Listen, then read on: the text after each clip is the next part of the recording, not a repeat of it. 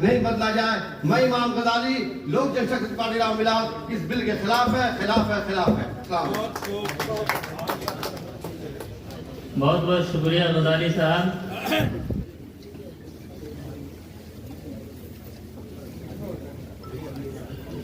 और आवाज जो पूरे हिंदुस्तान को मुतासिर करती है, पूर्णिया के पार्लियामेंटी हल्के के रुकन जनाब पप्पू यादव साहब,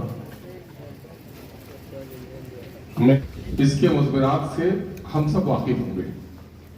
आज के इंफॉर्मेशन टेक्नोलॉजी के ज़माने में अगर हम वाकिफ नहीं हैं तो ये हमारी हिरमा नसीबी है।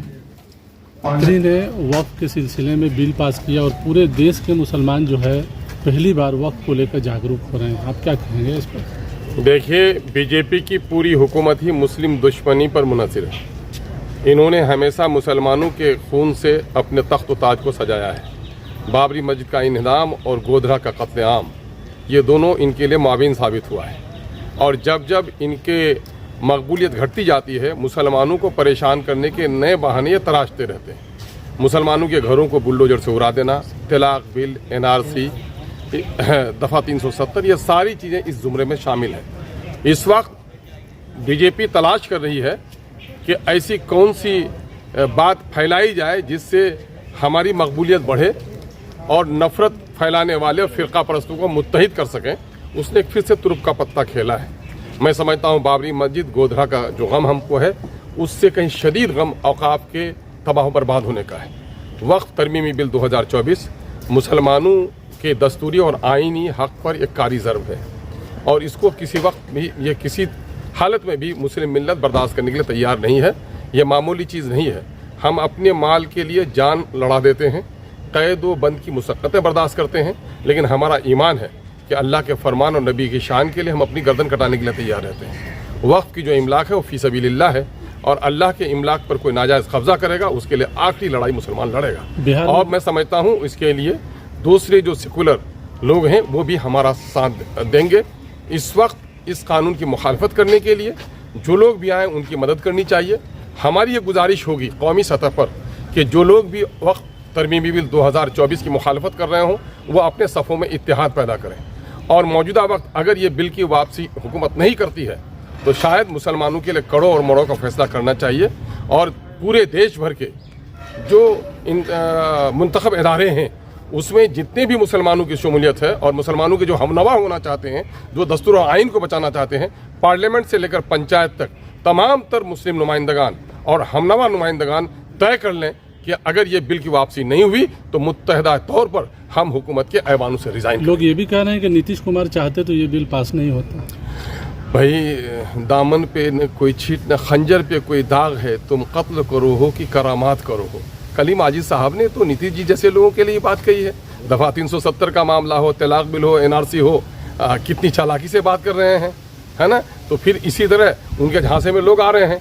उनके वजीर और उनके मेंबर ने जिस बेशर्मी और ढटाई से इस बिल की हमायत की है, मैं समझता हूं कि बिहार के वसूल पसंद दयानतदार लोगों को उसके खिलाफ आवाज उठानी चाहिए। आप इसमें मेंबर रह चुके हैं, जितने भी इसमें जो अंदर की खराबियां उसको किस तरह दूर की जा सकती है? बेसबब जमीन पे जलजला नहीं आता, तहे खाक किसी की रूह तड़पती होगी। इस सच्चाई से इनकार नहीं किया जा सकता कि इस वक्त मोदी हुकूमत औकाफ की जितनी दुश्मन है उससे कई गुना ज़्यादा दुश्मन कुछ औकाफ में बैठे हुए सरकर्दा लोग भी हैं, जिन लोगों ने खुदा के इस माल को अपने बाप की जायदाद समझकर इस्तेमाल किया है। कुछ लोगों ने पार्टी की तरफदारी में इसका इस्तेमाल किया है। मुसलमानों के दरमियान में खाइनों का एक बड़ा तबका है जिसने वक्त की इमलाक को बहुत ज़्यादा खुर्द-बुर्द किया है। उसके खिलाफ भी बात उठनी चाहिए। अलमिया ऐसी बात का है कि जब हम पर हमला होता है तो हम तहफ़्फ़ुज़ के लिए तो बेदार हो जाते हैं, लेकिन तामीर के लिए बेदार नहीं होते। जो कौम तामीर के लिए बेदार नहीं होती है वो कौम अपना तहफ़्फ़ुज़ भी नहीं कर सकती है।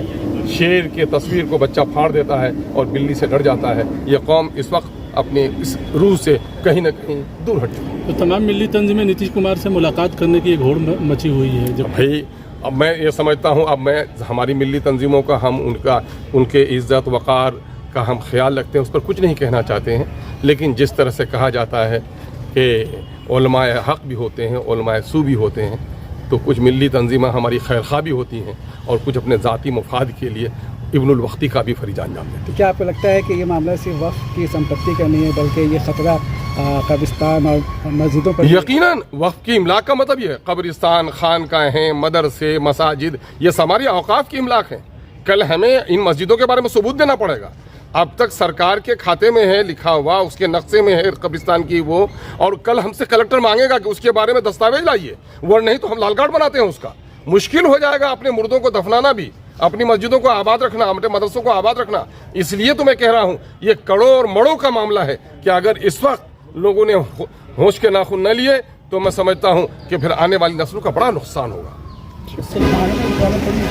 वक्फ संशोधन बिल पे क्या कहें? बिल्कुल यकीनन ये जो है ऑल इंडिया मिली काउंसिल का आप देख रहे हैं प्रोग्राम, और उसमें हर दल, हर पार्टी और उसके साथ साथ मुसलमानों के अक्सर रहनुमा मौजूद हैं। इस मुनासबत से सिर्फ एक शेर मैं कहना चाहता हूँ कि हम बचाते रह गए दीमक से अपना घर, हम बचाते रह गए दीमक से अपना घर, कुर्सियों के चंद कीड़े मुल्क सारा खा गए, कुर्सियों के चंद कीड़े मुल्क सारा खा गए। और अखिलेश यादव जी ने एक शेर कहा था, वो कहना चाह रहा हूँ कि इससे घबराने की भी ज़रूरत तो है नहीं, लेकिन हमारे उलमाए किराम और सब एक प्लेटफॉर्म पर हैं। तब एक शेर अखिलेश यादव जी ने सदन में कहा था कि जब तक पिछला करतब लोग समझ पाएँ एक तमाशा और खड़ा कर देता हूँ। तो यकीनन ये सब जो है परेशान तो है, लेकिन उम्मीद अल्लाह की ज़ात से, और ये तमाम उलमाए किराम ख़ास के हज़रत मौलाना अनीस रहमान साहब जो हैं वो हमारी आन। आप जानते हैं कि वक्फ हमारी इबादत का एक हिस्सा है। मस्जिदें, मदरसे, खानकाहें हमारे औकाफ पर की ही ज़मीन पर हैं। कब्रें भी, जो कब्रिस्तान है वो भी हमारे मज़हब का एक हिस्सा है। अभी भारत सरकार ने 8 अगस्त को जो बिल पेश किया है वक्फ के बारे में, उसमें बहुत सारी कमज़ोरियां हैं जिसको हमारे आज की इस मीटिंग में क्लियर किया गया है। इसलिए हम लोगों ने ऑल इंडिया सतह पर, चाहे मिली काउंसिल हो या मुस्लिम फैसला बोर्ड हो, ये तय किया है कि हम भारत सरकार से ये अपील करते हैं कि इस कानून को, इस बिल को जो उन्होंने पार्लियामेंट में पेश किया है वापस ले लें। इसलिए कि ये बिल वक्फ की हिफाजत नहीं करेगा बल्कि वक्फ को बर्बाद करेगा, वक्फ की संपत्ति को कब्जा करने वालों के लिए और राह हमवार करेगा। किसी को वक्फ करने का इख्तियार भी नहीं होगा, इसलिए कि इसमें कहा गया है कि मुसलमान 5 साल तक मुसलमान रहे तभी वो वक्फ कर सकता है। यानी 5 साल तक क्या वो मस्जिद में नहीं जाएगा, क्या वो अपनी इबादत नहीं करेगा? इस तरह की बहुत सारी कमज़ोरियां हैं जो इस बिल में लाई गई हैं। इसलिए हम लोग इस बिल के बारे में वाज़े मौक़िफ़ रखते हैं कि इस बिल को सरकार वापस। जेडीयू ने साथ दे दिया है बिल का बड़े पैमाने पर। राजीव रंजन लालन सिंह ने केंद्रीय मंत्री होते हुए साथ दिया लोकसभा में बहुत मजबूती से। हम तो तमाम लोगों से अपील करते हैं कि ये बिल मुसलमानों की इबादत में दखल अंदाजी है, इसलिए इस बिल का वो साथ न दें। नीतीश कुमार ने जबान नहीं खोली है अब तक, कोई भी, क्या करेंगे आप? कोई भी हो, चाहे जदयू हो, चाहे जो है आरजेडी हो, कांग्रेस हो या बीजेपी हो, बीजेपी ने या उसकी हमनवा पार्टियों ने वक्फ के बारे में जो बात कही है पार्लियामेंट में कि ये मुसलमानों के हित में है, हम कह रहे हैं कि भाई ये मेरे हित में नहीं है।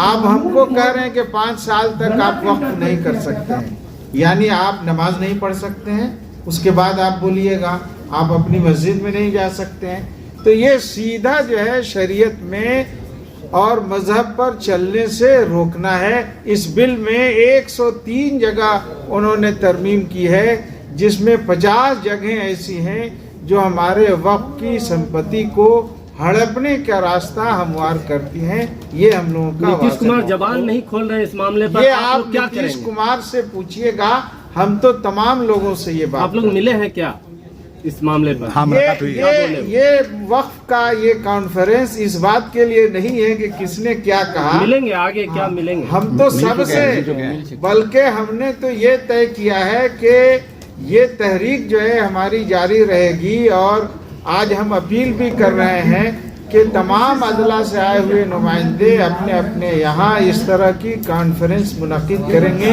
और आज आपके सामने ये ऐलान करेंगे कि हमारे यहाँ ये कॉन्फ्रेंस की जाए। मैं इसी के साथ आप सबका तो यहाँ से अगला कदम क्या होगा? कॉन्फ्रेंस के बाद आप लोगों का अगला प्रोग्राम क्या होगा? पहले तो अवेयरनेस पैदा की जाए कि हम वक्फ बोर्ड की अगर कोई कमजोरी है तो उसको सुधारेंगे, ये कमजोरी अगर मुसलमानों में है तो उसको सुधारेंगे, सरकार में है तो उसको सुधारेंगे, लेकिन इस बिल को पास नहीं होने देंगे। नहीं, कहाँ से भरोसा होगा? नहीं भरोसा है। मुंह में राम बगल में छोरी नहीं हो, कम तो थोरम थोड़ी। नीयत खराब रहती है। मुसलमान को नंगा तार समझते हैं। एनआरसी देखिए, कुछ भी देखिए, हमेशा इस्तेमाल करते हैं। आपने कहा मुसलमान मजबूरी है। आपने कहा सारा जात पात हिंदू नहीं होने देंगे। आपने कहा वक्फ बिल को किसी भी कीमत पे पास। मैंने कहा कि सदन के भीतर हमारी जितनी हैसियत होगी वक्फ बोर्ड का विरोध करूंगा, आंख बंद करके। ये वक्फ बोर्ड का सवाल नहीं है। कल के दिन कब्रिस्तान मुद्दे हो जाएंगे, कल के दिन मस्जिद मुद्दे हो जाएंगे, कल के दिन ईदगाह मुद्दे हो जाएंगे। ये कहीं पे निगाह है, कहीं पे निशाना, और लगातार एक ही बात सियासत करने के लिए ये तय करेंगे। और 11 कमेटी में 7 आप डाल दीजिएगा दूसरे वर्गों का, जो इस्लाम इजाजत नहीं देती। ये कोई मुसलमानों का इदारा की बात नहीं है। ये किसी धर्म इस्लाम, ये कंप्लीट रूप से अल्लाह और के नाम से वक्फ बोर्ड समर्पित है। तो इस मामले पर बिल्कुल हम ओपन है। कोई भी धर्म, सिखिज्म हो, ईसाईयत हो, बौद्धिज्म हो, दलित हो, ST SC का मामला हो, किसी पर हम लोग एक